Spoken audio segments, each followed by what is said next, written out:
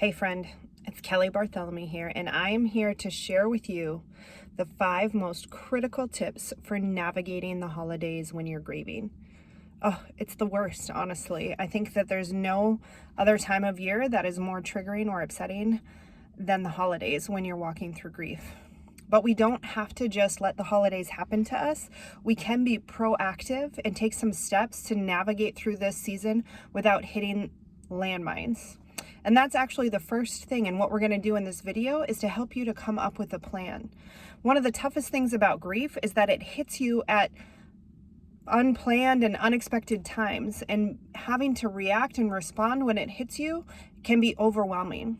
So one of the best things that we can do is prepare in advance, that we can have a plan A, B, and C in place so that if grief shows up, and chances are, especially if this is your first holiday season, grief is going to show up for you this season. So let's talk through some of the things that we can do to make a difference. The first thing is just identifying, what are you hoping to get out of this holiday season? You know, if this is the first or second set of holidays that you're walking through after losing someone you love, you may just need some time alone to feel the loss, honestly. You may just need to grieve the loss of your loved one and recognize that holidays aren't going to be the same, and that is perfectly okay if that's where you are. But I want you to spend some time to think about, what is it that you want this holiday season? Are you wanting time to just reflect and heal? Are you wanting to start some new traditions?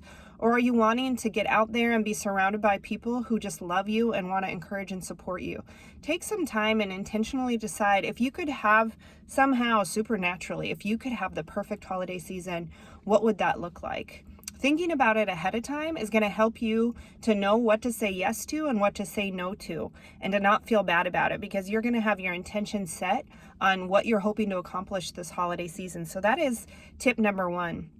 Tip number 2 is to be careful of those landmines. So if you know of certain events, places, people that are not going to be helpful or fruitful for you, you need to avoid those and don't feel bad about it. If there's an invitation to something that you don't think would be a great fit for you, by all means, graciously decline and don't lose any sleep. I want to talk specifically about family members. You know, when you lose a loved one, people grieve differently, and some people carry around their grief very verbally and kind of throw it on the person around them, the closest person to them. And so if you know of people like that in your family, that every time they see you, they're just wanting to throw up their grief on you, that might be someone that you want to minimize exposure during this holiday season. Your priority needs to be on taking care of you and putting your own oxygen mask on before you can be a support for other people. So absolutely, this year, make decisions that honor you and don't feel bad about it.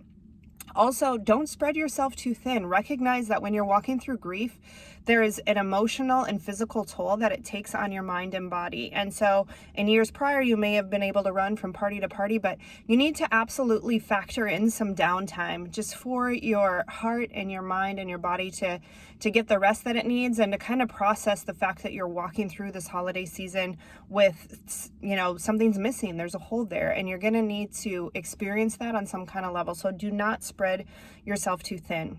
Then we want to talk about if you do hit a landmine and grief really becomes overwhelming in the moment. I really want to encourage you to have a best friend backup plan. I don't know about any of you, but if you ever were single and went on a blind date, you know, you had that one friend that you could call, that if it was a train wreck, they would come and pick you up and help you come up with an excuse. I want to encourage you to have that kind of resource for yourself.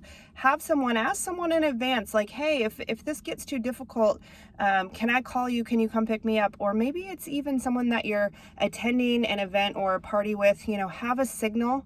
Let them know that things are just getting to be too much, or that you're having a tough time with grief, and let them help you to make a gracious excuse and leave so that you can process that. And then my last tip, and this is so important, remember that this season is only a season.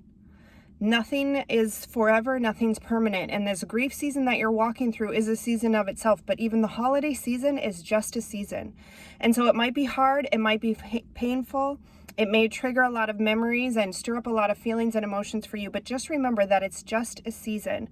Before you know it, New Year's will be here and we'll all be talking about resolutions and marching into the next year. So just keep that in mind. It's not going to last forever. It's just a season. So I hope that these tips have been helpful for you. What I'm actually offering, folks, is a one-on-one strategy session to chat through with me so that we can come up with an individualized game plan for you so that you can head into the holidays confident and knowing that you have a plan in place and that the holidays don't need to feel so overwhelming. So if you'd like to grab one of those limited spots, go ahead and click the link below to get added to my personal schedule, and I will be thrilled to speak with you and help you come up with a plan that feels doable and feels attainable for this holiday season. Either way, I'm wishing you much love in this 2019 holiday season and a happy and prosperous 2020.